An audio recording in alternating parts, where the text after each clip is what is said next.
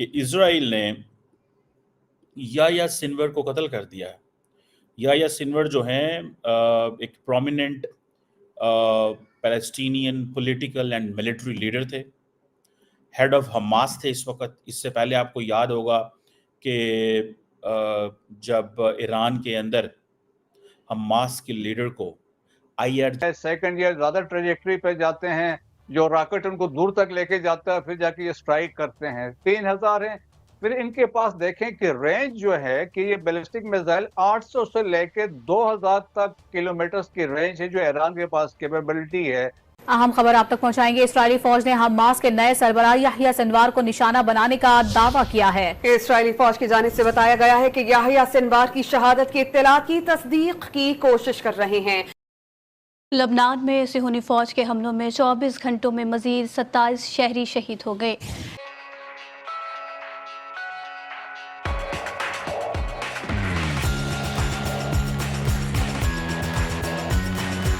اسرائیلیوں نے قتل کر دیا تھا۔ اس کے بعد یحییٰ سنور جو ہیں ان کو بنایا گیا ہے، ہیڈ بنایا گیا۔ ابھی کوئی 2 مہینے بھی نہیں گزرے اور وہ بھی ان کو بھی اسرائیل نے بالکل اپنے انٹیلیجنس آپریٹرز کے ذریعے قتل کیا۔ انفلوئنشل فگر تھے، آرگنائزیشن کو کنٹرول کرتے تھے، اور اس پولیٹیکل پارٹی، یا اس کو وہ پولیٹیکل پارٹی بھی کہتے ہیں، پولیٹیکل بھی کہتے ہیں وہ، اور ملٹری لیڈر بھی وہ کہتے تھے۔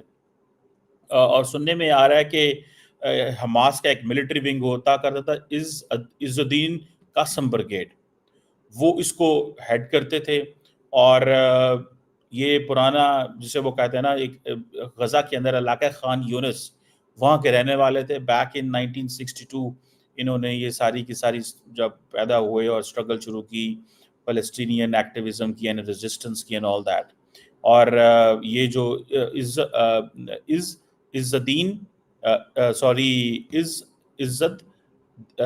الدین القاسم بریگیڈ جو ہے، عز الدین قاسم البریگیڈ جو ہے، اس کو وہ بیسیکلی اس کے فاؤنڈنگ ممبر تھے، چلا رہے تھے، انسٹرومنٹل تھے، اس کی ملٹری جو آپریشنز کو دیکھتے تھے and all that. But the point is کہ اسرائیل نے وہ جسے کہتے ہیں نا گھس کے مارا ہے۔ ان کو پتہ ہے کہ یحییٰ سنور کدھر تھے، کہاں تھے۔ وہ حماس کے سارے آپریشنز 2017 سے دیکھ رہے تھے، ساری کی ساری جو 7 اکتوبر 2023 کو جو حماس نے حملہ کیا تھا اسرائیل کے اندر، اس کے کی آرکیٹیکٹ وہ تھے۔ ہی واز دا کی آرکیٹیکٹ۔ اسرائیل اس کو اپنی بہت بڑی فتح سمجھتا ہے۔ مطلب یہ ہے جنگ ختم نہیں ہو رہی۔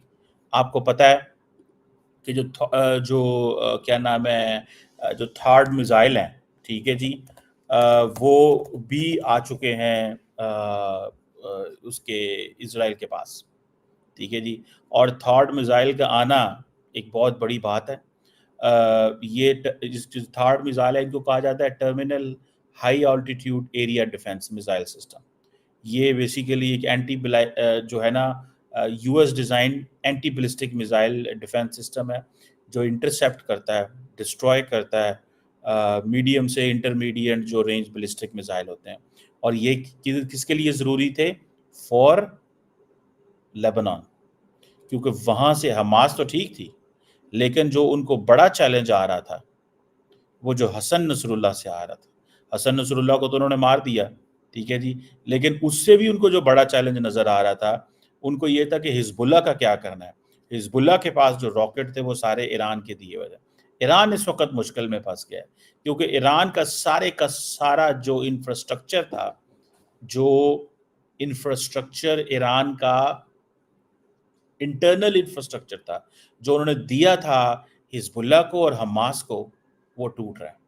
اور حزب اللہ کے آپ کو پتہ ہے کہ چیف حسن نصر اللہ کو بیروت میں قتل کر دیا گیا، ٹھیک ہے۔ اسماعیل ہانیہ کو پہلے قتل کیا، یہ اسماعیل ہانیہ کی جگہ آئے تھے۔ اب کوشچن یہ ہے کہ ایران کہاں کھڑا ہے، اسرائیل کہاں کھڑا ہے، اور امریکنز کہاں کھڑے ہیں۔ دیکھیں ایران کی تو اس وقت پوزیشن بڑی کمزور ہے، اور ایران کی پوزیشن اس لیے کمزور ہے بیکاز ایران کے جتنے بھی گروپس تھے، حماس، حزب اللہ، ہوتھیز، یہ سارے کے سارے جو ہے وہ انتہائی کمپرومائزنگ پوزیشن میں آ گئے ہیں۔ مجھے تو ایسے لگتا ہے کہ یہ اسرائیلی جو ہیں انہوں نے سمجھ لیا ہے کہ how to deal with these guys. اور یہ آپ کو پتہ ہے کہ انہوں نے اس کو سمجھتے ہوئے اس ساری سچویشن کو, یہ ایک پکچر ہے جو یحییٰ سنور کی ہے, it's a very brutal picture, اور یہ ان کو انہوں نے قتل کر دیا ہے, اور ظاہر بات ہے اسٹرائک کے ذریعے قتل کیا ہے. امپورٹنٹ چیز جو ہے نا وہ یہ ہے کہ فار ایگزامپل جنرل کانی جو ہیں اسرائیل کیا نام ہے اس کا, ایران کے جنرل کانی جو ہیں, ان کے بارے میں جو چیزیں آئی ہیں وہ بڑی پریشان کن ہے. سو اس کا مطلب یہ ہے وہ انٹائر مڈل ایسٹ پہ اسٹرائک کر سکتے ہیں. ایون ایسٹرن یورپ جو ہے اس رینج کے اندر آتا ہے, تو اس میں یہ لیکن یہ ہے کہ کیپیبلٹی میں یہ ہے کہ میکسیمم وار ہیڈ جو لے کے جا سکتا ہے, ان کا جو شہاب 3 تھا جو میزائل ہے ان کے پاس, وہ 1200 kg ایکسپلوسیو وار ہیڈ کیری کر سکتا ہے. That is the maximum.